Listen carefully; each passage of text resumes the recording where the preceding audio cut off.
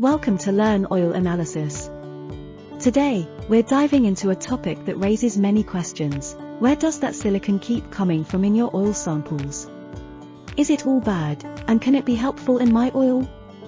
Silicon often appears in oil analysis reports as a standard test, leaving many puzzled when it's high.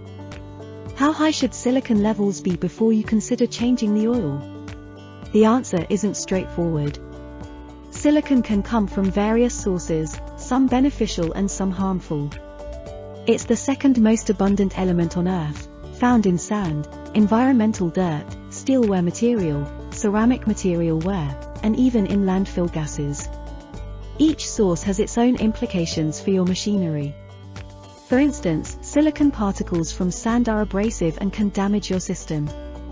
On the other hand, silicon is also used as an antifoam additive in oils, generally not causing harm unless it's at an excessive level. Understanding the source of silicon is crucial for effective maintenance. For example, if you find silicon and aluminium in a 2:1 or 3:1 ratio, it's likely environmental dirt. Remember that ratio of 2:1 or 3:1 silicon to aluminium as dirt, as it's the classic sign of dirt ingress, and you may need to look into your filtration system or oil storage practices. If you're in the landfill business, silicon can be particularly troublesome. It can enter your system either as sand particulate or as siloxanes from household products. When burnt in the engine, siloxanes convert to silicon dioxide, which is abrasive and causes wear. Now, let's talk about foam and antifoam. Foam is essentially gas dispersed in a liquid, stabilized by surfactants. Antifoam additives, often silicone oil, work by disrupting these surfactants, making the bubbles easier to break. They are generally low viscosity, insoluble in the main fluid, and denser than the main fluid to penetrate the foam effectively.